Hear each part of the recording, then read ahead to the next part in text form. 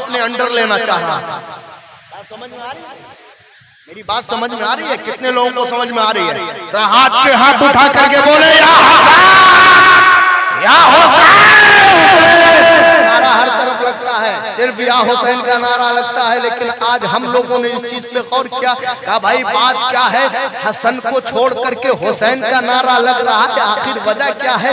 आज तक तो है न हसन में इख्तिलाफ है न हुसैन में इख्तिलाफ है। तवज्जो चाहूंगा, हुजूर फरमाते अल हसन वल हुसैन सैयद शबाब अहल जन्नह, हसन और हुसैन जन्नती नौजवानों का सरदार है। अब मैं कहूंगा जब मेरे नबी ने हसन और हुसैन को जुदा ना किया, हम और आप कौन होते हैं जुदा करने वाले? अब जब भी नारा लगाएंगे तो एक तरफ हाथ उठा के कहेंगे या और दूसरे हाथ में कहेंगे या हुसैन। अब हक अदा हो गया।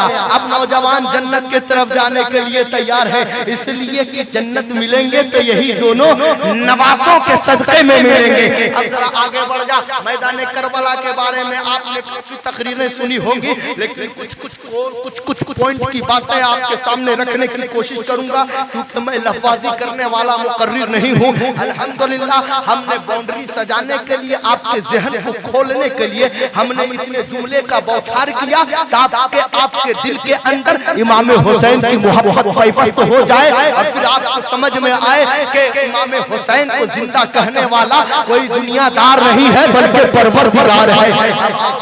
आगे की बात कर लेते हैं। ये बता कि जो ये जंग हुई थी ये किस चीज की जंग थी? सवाल पैदा होता है, बता कुफ्र और इस्लाम का जंग था। समझना होगा, कुफ्र और इस्लाम का जंग था ना? अरे जोर से बोलिए।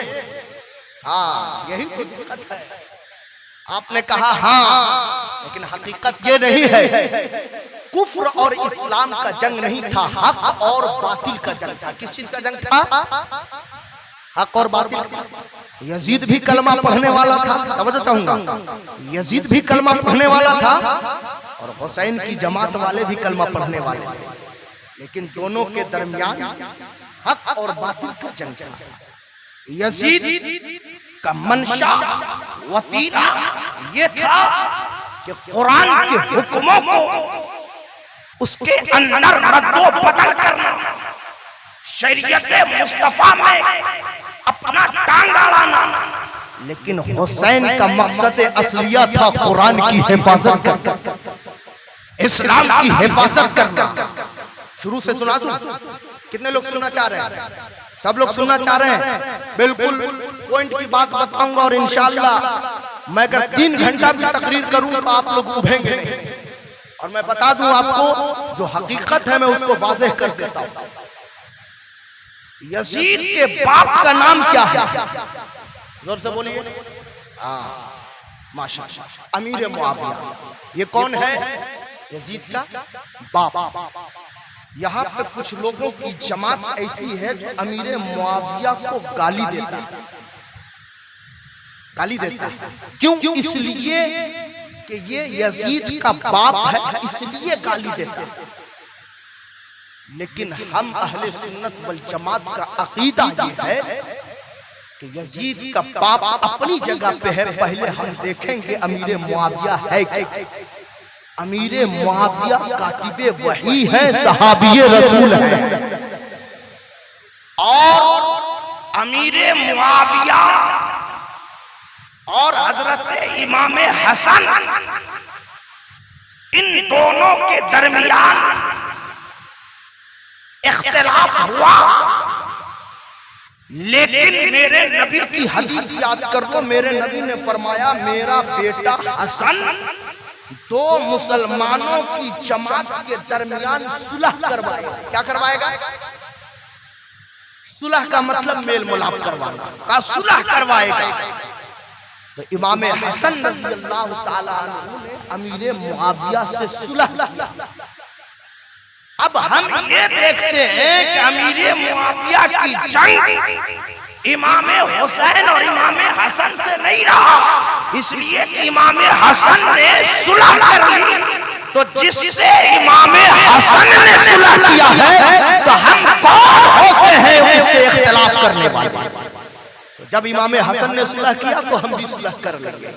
और यही वजह है कि अहले सुन्नत वल जमात के लोग किसी भी सहाबी को गाली नहीं देते और हम उनकी इज्जत व अदब व एहतराम भी करते हैं।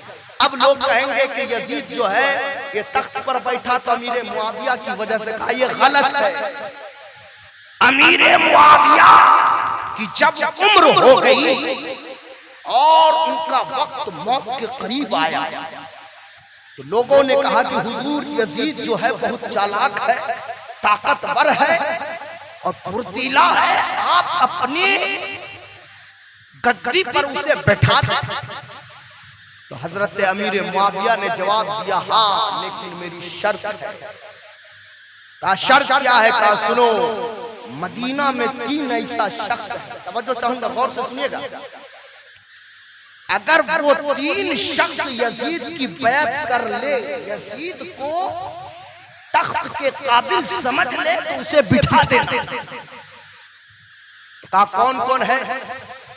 कहा कि अब्दुल्ला इब्ने जुबैर, अब्दुल्ला इब्ने अब्बास, तीसरे शख्स है हजरत इमाम हुसैन। जो चाहूंगा अगर ये तीनों लोग मान जाएं कि यजीद इस काबिल है तो उसे तख्त पर बिठा देना, और अगर ये तीनों शख्स न माने तो उसे तख्त पर हर जुमले हो गए।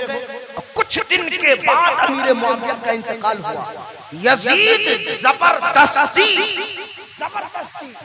ताकत के बलबूते पर गद्दी पर बैठा और मदीने का गवर्नर वलीद बिन उतबा को खबर भेजा कि इमाम हुसैन और अब्दुल्ला इब्ने जुबैर और अब्दुल्ला इब्ने अब्बास को कह दो तो वो मेरी बैत क्या कर ले। जोर से बोलिए। बैत समझते हैं? बैत नहीं समझते? बैत का माना घर में एक बैअत होता है। क्या होता है? बैअत का मतलब होता है अपने आप को बेच देना। क्या करना? जोर से बोलिए। देखिए चिल्ला चिल्ली हम भी कर सकते हैं, यहाँ का वहाँ पहुँचा देंगे, वहाँ से वहाँ कर देंगे, लेकिन आपको बिल्कुल लाइन से लेके जा रहे हैं और मैदान करबला इंशाल्लाह पहुँचा देंगे। बिल्कुल 15 मिनट बर्दाश्त कीजिए। ये बैअत कहते हैं अपने आप को किसी के हाथ पे बेच देना। बहुत लोग मुरीद होंगे ना, दामन पकड़ के मुरीद होते हैं। हुजूर आप अगर नमाजी हैं तो मैं मुरीद हो रहा हूँ, मैं आपकी इक्तिदा भी करूंगा और आपके हुक्म पर अमल भी करूंगा और मैं नमाज भी पढ़ूंगा। ये बातें हैं। तो कहा कि खत भिजवाओ। वलीद बिन उतबा ने, उसने जब खत देखा कि यजीद का खत आया है और हसन, इमाम हुसैन और हजरत अब्दुल्ला इब्ने अब्बास, अब्दुल्ला इब्ने जुबैर को कहा गया कि बैत कर दे, तो इसने सिपाही भेजा। हजरत इमाम हुसैन मस्जिद नबवी में है और हजरत अब्दुल्ला इब्ने अब्बास, अब्दुल्ला इब्ने जुबैर भी मस्जिद नबवी इशा की नमाज पढ़ के बाहर निकलते हैं। तो ये जो वलीद बिन उतबा का जो सिपाही था वहां पहुंचा, कहा कि आपको जो है गवर्नर साहब बुला रहे हैं। हजरत अब्दुल्ला इब्ने जुबैर ने कहा अभी इस वक्त क्या बात है? इमाम हुसैन दूर अंदेश थे, वो समझ गए अमीर मुआविया का इंतकाल, अमीर मुआविया का इंतकाल हो गया और यजीद जो है बैत के लिए भेजा। तो इमाम हुसैन ने कहा ठीक है मैं चलने के लिए तैयार हूँ। जब वो चलने के लिए तैयार हुए, हजरत अब्दुल्ला इब्ने जुबैर, अब्दुल्ला इब्ने अब्बास ने कहा हुजूर आप तन्हा न जाए, आपको खतरा है, खतरा। तवज्जो चाहूंगा, आपको खतरा है, खतरा। इमाम हुसैन ने जवाब दिया कि हुसैन को खतरा नहीं होता, हुसैन को खतरा नहीं है। अब जब ये जुमले कहे कि खतरा किसी और को है, हुसैन को खतरा नहीं, हुसैन जाएगा। फिर भी ये दोस्त है, दोस्त कहा नहीं तने तन्हा जाने नहीं दूंगा, आपके साथ जो है चंद सिपाही को भेज रहा हूं। तकरीबन 14 सिपाही जो है साथ में गए, गवर्नर हाउस में गए। कहा हुजूर अगर वो कुछ बोले तो आप आवाज कर दीजिएगा, आप सिर्फ एक बार आवाज दे दीजिएगा, बाकी हम लोग समझ लेंगे। हजरत इमाम हुसैन गए गवर्नर हाउस में और जाने के बाद कहा क्या बात है? कहा कि यजीद का खत आया है कि तुम बैत कर लो। तो हजरत इमाम हुसैन ने फरमाया हाँ बैत करूंगा, लेकिन एक शर्त है। कहा क्या शर्त है? कहा कि मजमे आम लगना, लोगों को इकट्ठा किया जाए, मुल्क शाम से, इराक से, सब जगह से लोगों को बुलाओ, बैत करूंगा, लेकिन ऐसी बैत सिद्दीक़ अकबर ने, फारूक आज़म ने की है, उस्मान गनी ने ली है, इसलिए कि हम अली के शेर हैं, अली के शेर, हम कोठरी में बैत नहीं लेते, हम तो मैदान में लिया करते हैं।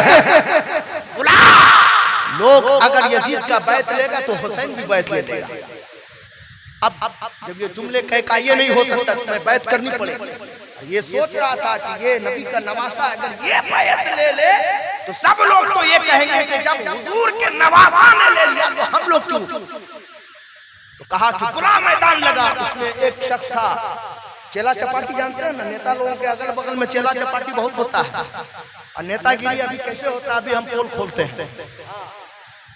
उसी में से एक निकला चेला जिसका नाम अब्दुल मलक बिन मरवान था। उसने कहा हुसैन फाइट कर ले, नहीं तो जंग करने के लिए तैयार हो जा। इमाम हुसैन का तेवर चेंज हो गया। कहो इब्ने मरजाना, अरे अगर तेरी मां ने दूध पिलाई है हुसैन ने एक हाथ। ये जुमले सुने अब उसकी जबान बंद हो गई। जब हजरत इमाम हुसैन की आवाज बुलंद हुई तो जितने सिपाही थे सब अंदर आ, हुजूर क्या बात है? ऐसी बातें तो हुजूर क्या करेंगे? कहा हरगिज़ बैत नहीं करूंगा, इसलिए कि हक और बातिल की जंग है। उसके बाद फिर हजरत इमाम हुसैन बाहर निकले। बाहर निकलने के बाद अल्लाहु अकबर सोचे, फिर जो है खुतूत पे खुतूत आने लगे कूफा से। एक खत दो खत नहीं, रवायतों में आता है, इमाम तबरी को पढ़ के देखें, तकरीबन 2 बोरा खुतूत। बास किताबों के मुताबिक तो ये है कि ऊंट के ऊपर जो है तकरीबन 3 ऊंट भर के खुतूत आए। और सवाल क्या था?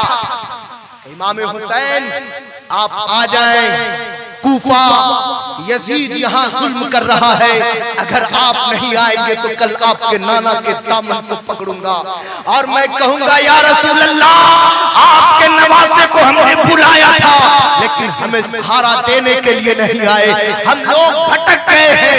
अल्लाहु अकबर। हजरत इमाम हुसैन ने खुतूत पे खुतूत देखा तो फिर मदीना मुनव्वरा से जो है इरादा किया कि अब यहाँ से निकलना ही पड़ेगा।